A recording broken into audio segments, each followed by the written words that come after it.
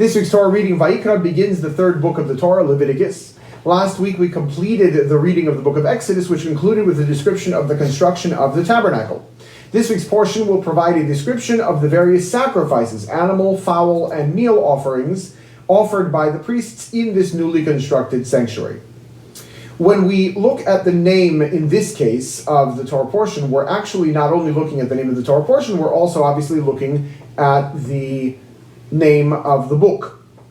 Throughout the 5 books of Moses, they are called by the name of their first Torah portion. But when we take a look at the English, for example, in this case, Vayikra does not translate anywhere close to Leviticus. Leviticus basically means about the priests or about the Levites. Vayikra means and he called. One has nothing to do with the other. And it's not just in our book, the one that we're starting right now this week, but in fact every one of the 5 books of Moses, the names in the Hebrew do not translate to anything close to the names in the English. Bereshit means in the beginning of. Genesis means creation. Shmot means names. Exodus means leaving. And so on and so forth for every single one of the 5 books. Now, if the names in English were something that only, let's say, other religions used, or maybe were only academic in nature, look, who knows what somebody who isn't basing their study and understanding of Torah in authentic sources can eventually come to. So we wouldn't really care.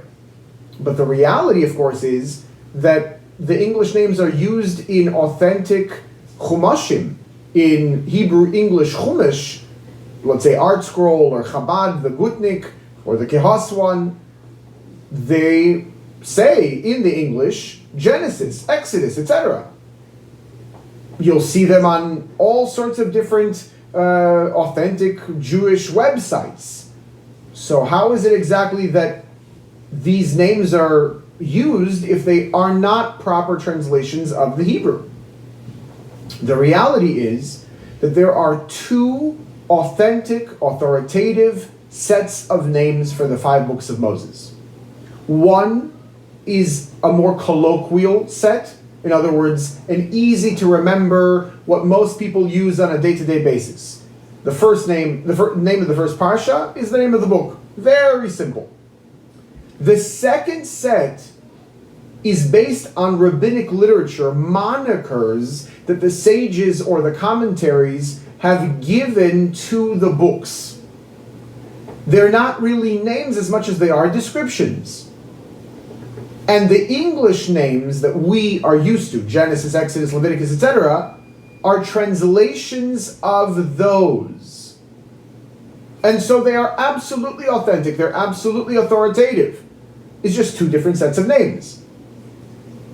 We have a general principle that when there are 2 or more translations, interpretations to the same word or clause or verse or statement from our sages, as long as both or however many there are authentic, have a proper source in something that's actually correct, you obviously can't say one is right and one is wrong. They're both right, or they're all right.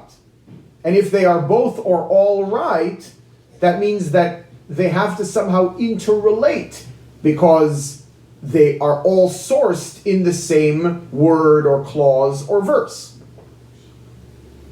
In our case, the fact that the 3rd book of the 5 books of Moses is authentically called Vayikra, which means, and he called out. And it's also authentically called Leviticus, or in the Hebrew, Teras Koyanim, the law or the book of the Levites, of the Kohen, of the priest. Those 2 names are both correct. They therefore have to be interrelated. What in the world is the relationship between calling out and the Levites? The calling out in this case is done by God. God calls out to Moses. That's the very beginning phrase of the whole of the book. The result of God calling out to Moses, the result of God calling out to anybody, should be what the Levites are all about. When we take a look at the Levites, they're not just another tribe amongst the 12 tribes of Israel.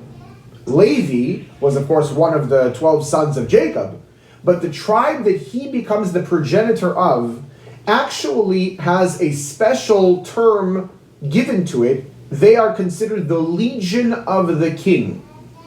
And we see several very poignant examples of their punctilious adherence to God's commandments, devotion to God's will. For example, the sin of the golden calf.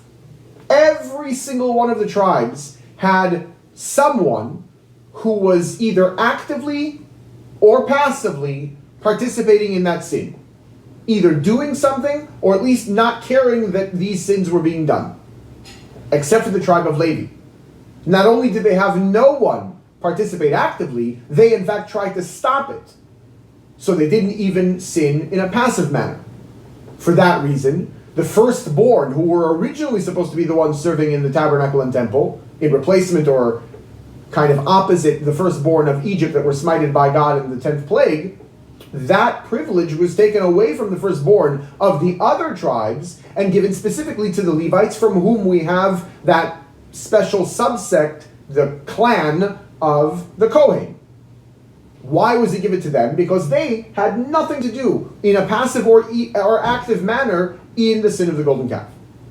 We also know from the Torah and from the statements of our sages that the Jewish people did not circumcise their 8-day-old boys while they were traveling in the desert because of hygienic concerns and therefore health concerns and even possibly risk of life. The Levites did, even though they were in the desert, even though logically it might not be the greatest idea, they knew a very simple thing. God wants that on the 8th day a Jewish boy should be circumcised, and when we're doing a mitzvah, nothing wrong or nothing bad is going to happen in that regard. And so, they circumcised. Many other examples along the same lines where they showed an extraordinary level of devotion and therefore are called the Legion of the King. Why is it that they had this level of devotion? Because they heard, as it were, the call of God more than everyone else. And now we understand the interrelationship. The one name for this book is Vayikra, and he called out. Who's the he? God. The other name is Teras Koyanim, the law of the priests, Leviticus. It's all about the Levites. The reason why they are who they are is because of the call. This, of course, is a lesson to all of us, even though you can't become a Levite or a Kohen, but everybody can emulate their level of devotion, their level of dedication, and that, of course, is what we glean from the name of the Torah portion, and by extension, the name of the book. The first Aliyah. God calls out to Moses from the tabernacle and teaches him the laws of the elective burnt offering, the Olah sacrifice. When we take a look at a Torah scroll, doesn't matter whether it's one more in the Ashkenazi side of things, or Sephardi, or Yemenite, or whatever, the basic look of the Torah, and certainly the look of the writing, is going to be pretty much the same. Parchment, black writing, no punctuation marks, certainly no cantillation marks. The only real distinction is that you have columns, and within those columns you have paragraphs. That's pretty much it. There are certain parts of the Torah that are written in a particular fashion, the Song of the Sea, for example, or Hazinu, but that aside, practically, you're basically looking at a sea of black writing. In as much as it is a sea of black writing, you really don't have any deviation or variation in font. There's no capitalization, for example, or anything along those lines in the actual Torah scroll. But once in a while, here and there, with basically no rhyme or reason, certain letters are written either larger than the rest or smaller than the rest. This tradition is all the way back to Sinai, the way that Moses wrote the Torah scrolls that he gave to every one of the tribes. And one of the reasons, at least on the basic level, one of the reasons why we have this tradition, and especially because it is not based in any kind of a logical formula that one can figure it out, and it's exclusively tradition, It's an easy way to tell if a Torah scroll has been written by someone who is on the inside, as it were, in other words, knows the traditions and knows how to write a Torah scroll, or not. On a deeper level, however, each particular instance of a letter being either larger or smaller, and this, by the way, continues throughout the whole of Tanakh, not only in the 5 books of Moses, is a lesson in and of itself. Each one is a case and a lesson in and of itself. In our Torah portion, in our book, we begin with the word Vayikra, and he called, where God calls to Moses.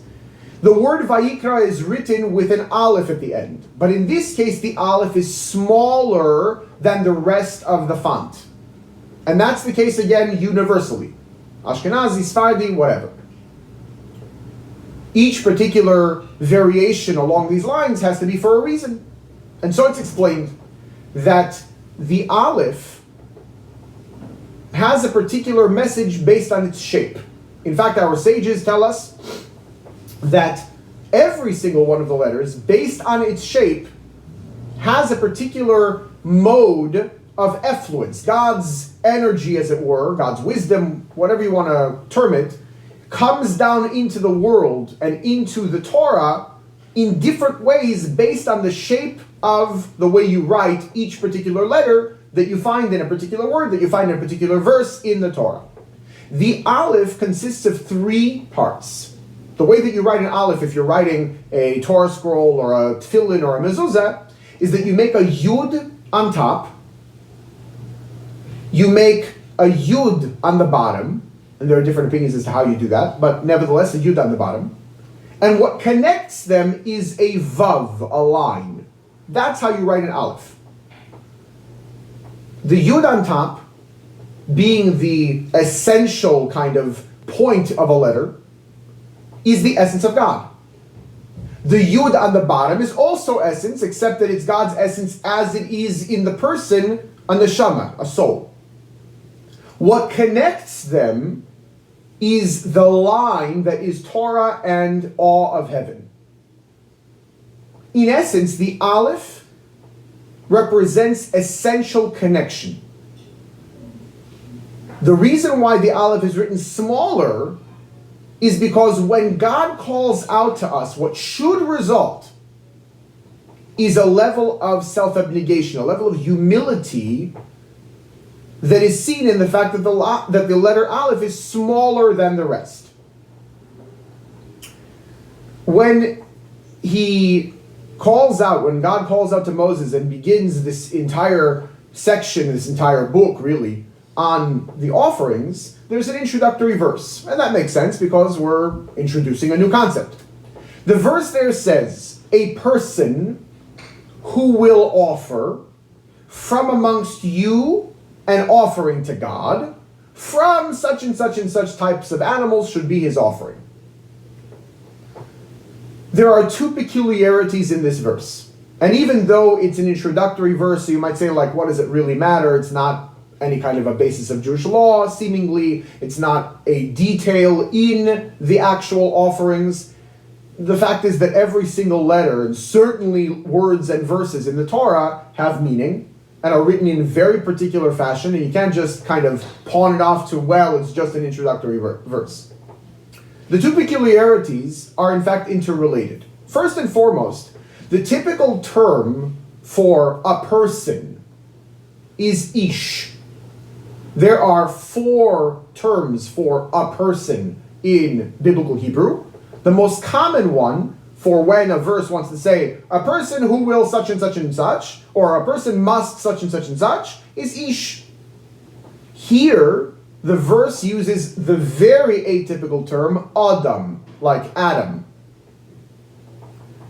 Number 2, it's awkwardly worded, and the Torah is perfect, so it can't be awkwardly worded. A person who will offer from amongst you an offering would read a lot better if it were a person from amongst you who will offer an offering. But it doesn't say it that way. It says it in a more awkward way. Why? The sages tell us that first and foremost, the usage of Adam or Adam as opposed to Ish is actually a reference back to the person named Adam, the very first person in the world. When he offered offerings to God, he did so from animals that belonged to him, because he was the only person in the world and everything belonged to him. In the same way, we can only offer things that belong to us. You can't take somebody else's animal or vegetable or whatever and say, well, look, it's a mitzvah, it's a good deal, it's an amazing thing to offer things to God. I'm going to do it for my fellow, whether he likes it or not, whether he knows about it or not. I'm going to offer his something, his, goat for God. Can't do that. It has to be yours, just like Adam only offered those things that are his. That's the simple legalistic explanation. The deeper understanding of why it says Adam, or Adam, is based on explaining the second peculiarity. Like we said, they are interrelated.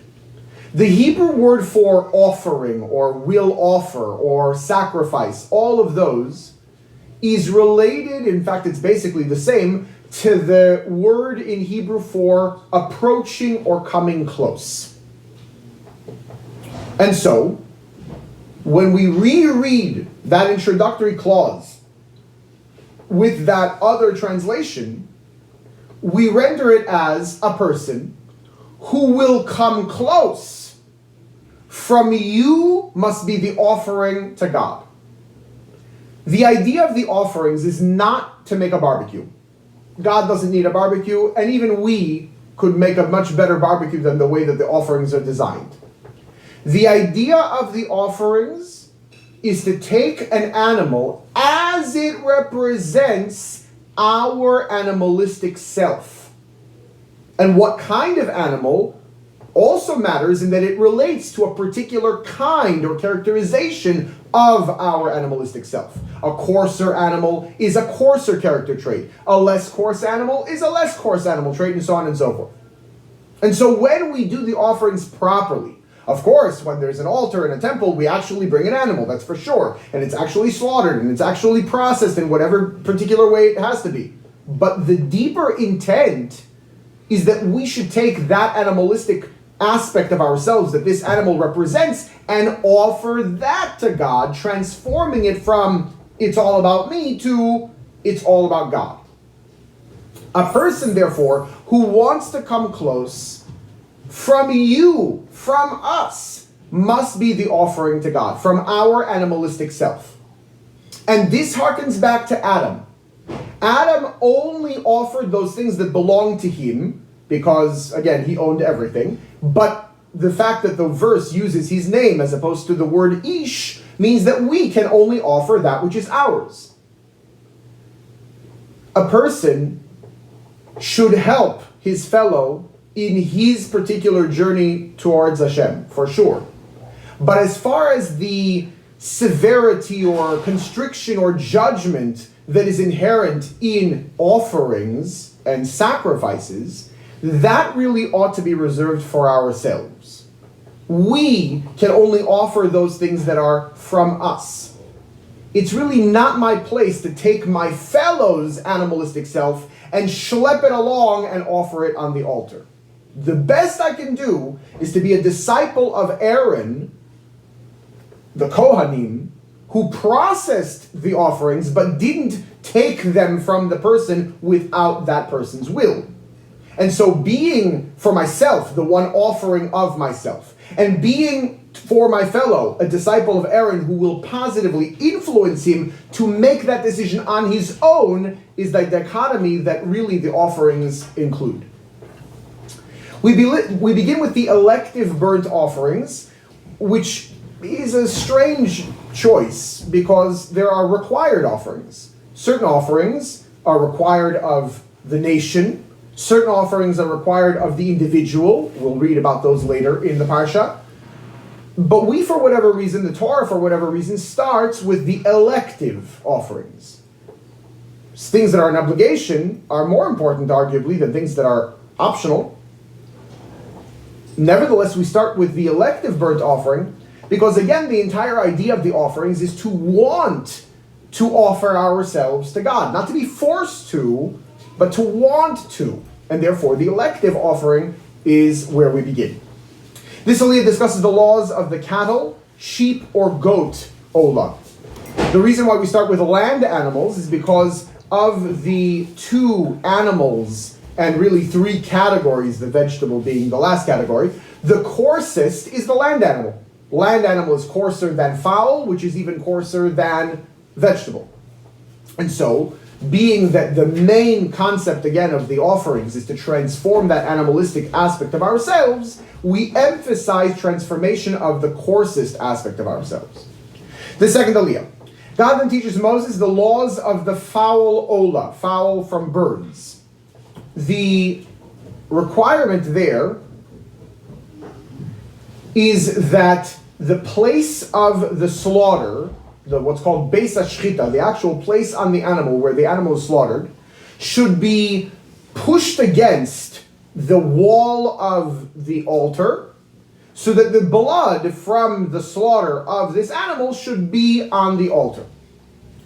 The deeper intent, the deeper implication of the blood going on the altar, as we'll read a little bit later as well with the fats, is that blood, of course, is the physical life source of the animal's existence. It represents passion as well. And so, certainly, we need to have physical life, and certainly we should be passionate about things that are important. But those passions should be reserved for things that are for God's sake, namely those that are on the altar and being sacrificed towards Him, for Him, not things that are for our own enjoyment and pleasure. This aliyah then continues with the description of three types of voluntary meal offerings: unbaked flour, baked loaves, and the shallow fried meal offering. Unlike the two paragraphs that discuss the land animal olah and the fowl olah, the one that begins regarding the voluntary meal offering starts with a soul who will offer. Nefesh ki sakriv. Again, not a typical way of saying a person. That's certainly the implication, right? How many souls on board the ship is how many people. In this regard also, a person who will offer. But technically, the denotational translation is a soul, nefesh. The question is, how come it says it in this paragraph regarding the voluntary meal offering? And if that's appropriate, whatever the reason might be, why does it not say that regarding the land animal burnt offering and the fowl burnt offering? Where's the consistency?